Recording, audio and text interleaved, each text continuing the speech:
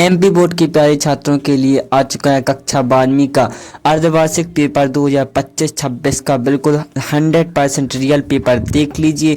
इसके बाद आप लोगों का हिंदी का बिल्कुल क्लियर आप लोग देख सकते हैं। अर्धवार्षिक का पेपर है जो कि इसमें देखिए आप लोगों की फर्स्ट हो जाएगा प्रश्न 1, निम्नलिखित वाक्यों के सही विकल्प का चयन कीजिए। दूध का हो अब दूध का हो खाली स्थान किसकी पंक्तियां हैं? इसमें आ जाएगा आप लोगों का तुलसीदास। चित्त की उत्तेजना व्यक्ति से संबंध होता है, किसी का नहीं। इसमें हो जाएगा आप लोगों का किसी का नहीं। 4 विकल्प दिए जाएंगे जिसमें से आप लोगों को दा लगाना है इसका। थर्ड देख लीजिए, कवि कालिदास ने शिरीष के फूल को माना है, कोमल माना है। नाविक है एक, क्या है नाविक? नाविक एक तकनीकी शब्द है। फिर तो देख लीजिए, मराठी भाषा में लिखी गई जूझ कहानी का अनुवाद कैसा है? केशव प्रथमवीर ने किया है जो कि। 6 देख लीजिए, रेडियो नाटक में नहीं होते, क्या नहीं होते? उसमें दृश्य नहीं होते हैं। रेडियो नाटक में दृश्य नहीं होते हैं। सेकंड की बात कर लें तो रिक्त स्थानों की पूर्ति कीजिए। काली सर पर लाल केसर पीसी गई थी। सेकंड हो जाएगा, माधुर्य गुण में कोमल वर्णों की प्रधानता होती है। थर्ड हो जाएगा, लुट्टन माता पिता उसे 9 वर्ष की उम्र में ही अनाथ कर गए थे।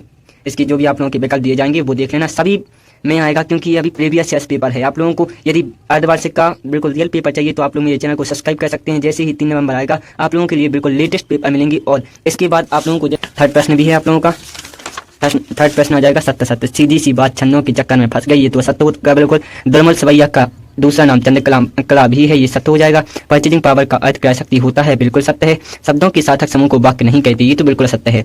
यशोधर बाबू पुराने रीति रिवाजों को पसंद नहीं करते थे, ये भी सत्य हो जाएगा। और कहानी का केंद्रीय बिंदु कथानक होता है, ये सत्य हो जाएगा आप लोगों का।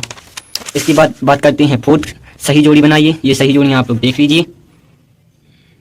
जैसे कि आप लोगों ने सही जोड़ियों की अपनी स्क्रीनशॉट ले ली होगी, तो अब मैं आता हूँ प्रश्न 5 पर। एक शब्द में वाक्य लिखिए। स्मृति, सरोज स्मृति नामक रचना किस कवि की है?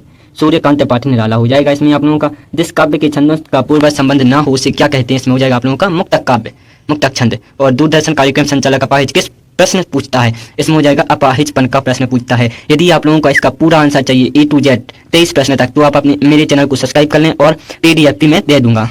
खरी बोली का पहला महाकाव्य कौन सा है? इसमें हो जाएगा आप लोगों का प्रिय प्रवास। किसंदा का वास्तविक नाम क्या था? कृष्णकांत पांडे। भक्तिन की ससुराल के गांव का नाम है हंडिया। और भारत की वेबसाइट कौन सी है? दिलीप। इसके बाद आप लोग 6वां, 7वां, 8वां प्रश्न देख लीजिए। रीतिकाल को श्रृंगार काल क्यों कहा जाता है? नई कविता की कोई 2 विशेषताएं लिखिए। ये सब IMP प्रश्न है और आएंगे ही।